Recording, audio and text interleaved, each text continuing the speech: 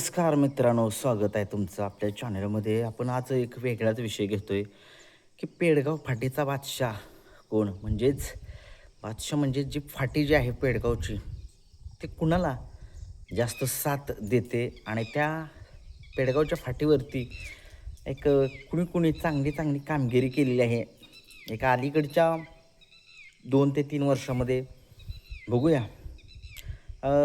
आता सगळ्यात जास्त जर फाटी जर कुणाला साथ देते तर सगळ्या महाराष्ट्राला माहीत आहे की बकासूरला ती फाटी खूप लक्की आहे.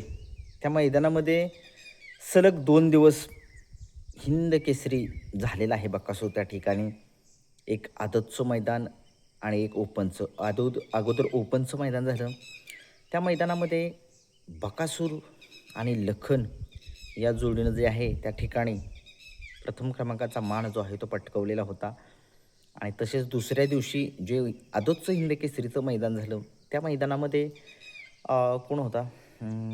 एक्का होता. फुरसुंगीकरांचा एक्का हा नंदी होता आदतमधला. त्याला घेऊन त्या ठिकाणी अ, बकासूरने कामगिरी केलेली होती. सलग 2 दिवस पळून 1 नंबर करणारा असा एकमेव नंदी आहे या बैलगाडा शर्यत क्षेत्रातला. तसेच जुने सारे नंदी आहेत. सगळ्या महाराष्ट्राला माहीत आहे. बकासूर आणि सातारा एक्सप्रेस ज्याला म्हटलं जातं असा हा बलमा, हे दोघेजणं आय थिंक मला वाटते की 2 वेळा हे त्या ठिकाणी हिंद केसरी झालेले आहेत. तर जरा कमेंट्समध्ये सांगा. मला एवढं थोडंसं एकदा माहीत आहे मला, परंतु कुठल्या साली त्या ठिकाणी झालेले होते ते थोडंसं सांगा. हिंद केसरी मला वाटतंय मी एकदाच मला वाटते त्या ठिकाणी मी बकासूर आणि सातारा एक्सप्रेस बलमा ही जोडी त्या ठिकाणी हिंद केसरी झालेली बघितलेली आहे.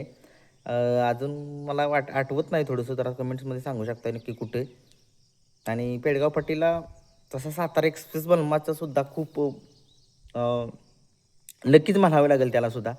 त्या ठिकाणी बकासूर एकदा पायऱ्यामध्ये नसताना सुद्धा तो त्या ठिकाणी हिंद केसरी झालेला आहे. म्हणजे बघा मित्रांनो, त्या मैदानाचं आणि बकासूरचं सातारा एक्सप्रेस बलमाचं एक नातंच वेगळं आहे. तसेच आपण वळूयात तशीच फाटी म्हणायला गेलं तर मथुर आणि कॉकटेललासुद्धा एक ताजी आठवण करून देते ती फाटीसुद्धा. सगळ्या महाराष्ट्राला माहीत आहे काय गाडी पळत होती सातारा एक्सप्रेस बलमा आणि बकासूरची सेमी होता तो.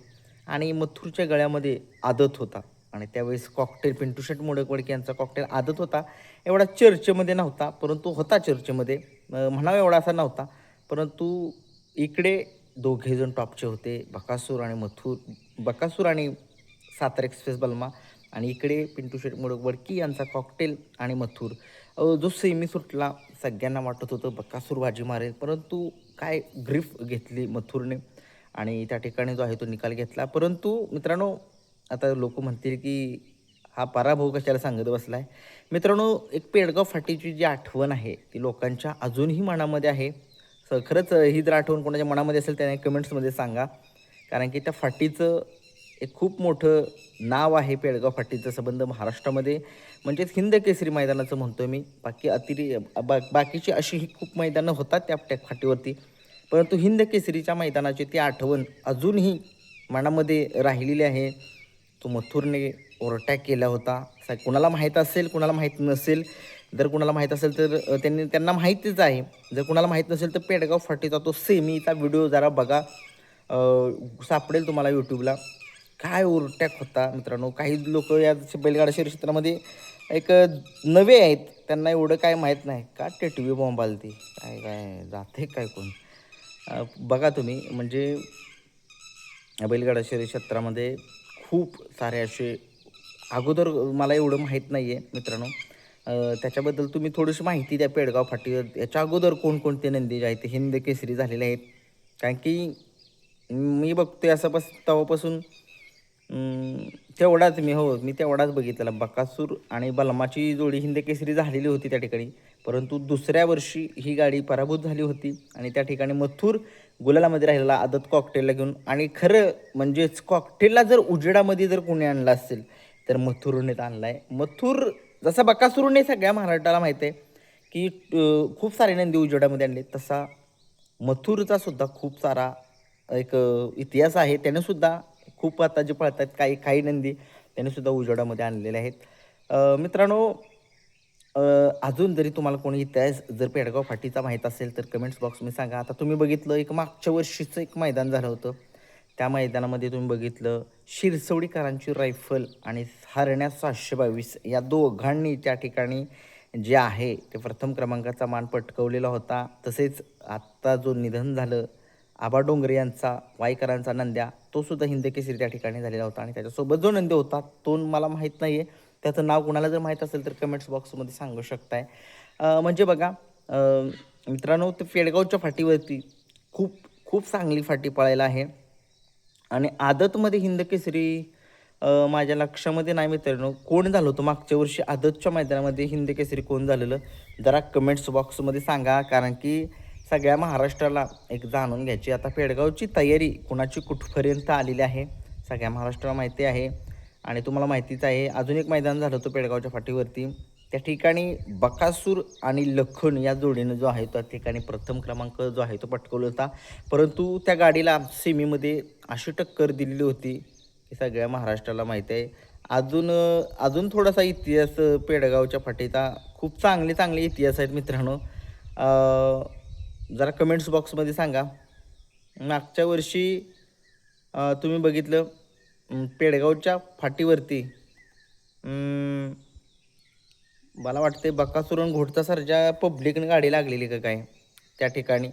आणि मथुर आणि काय म्हणतात त्याला राजा नक्की त्याच मैदानामध्ये पळाले होते का काय तो सेमी होता मित्रांनो. अंगावरती शहारे आणणारा सेमी होता तो. कारण की लोकांच्या नजरा बकासूर आणि घोटचा सर्जा तसेच नक्की त्याच मैदानात झालं होतं का याला मला काय आठवणं. त्याच मैदानात झालं होतं का तो सेमी का पुशेगावला झाला होता. नाही पुशेगावला नसेल झाला.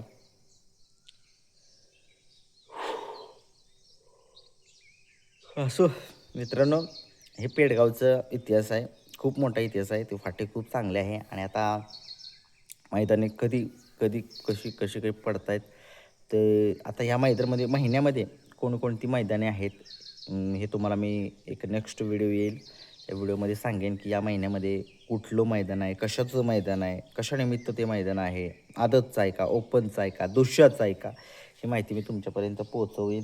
आता 21ला जे हिंदकेसरीचं पेडगावचं मैदान होते त्या पेडगावच्या मैदानामध्ये मला कमेंट्स बॉक्समध्ये सांगा अंदाजित कोणकोणती जोडी पळू शकते, कोणकोणती जोडी पळायला पाहिजे त्या ठिकाणी. तुम्ही सांगू शकता कमेंट्स बॉक्समध्ये. आणि नवीन चॅनेलवरती असाल तर चॅनेलला माझ्या लाईक करा, शेअर करा, सबस्क्राईब करा. धन्यवाद.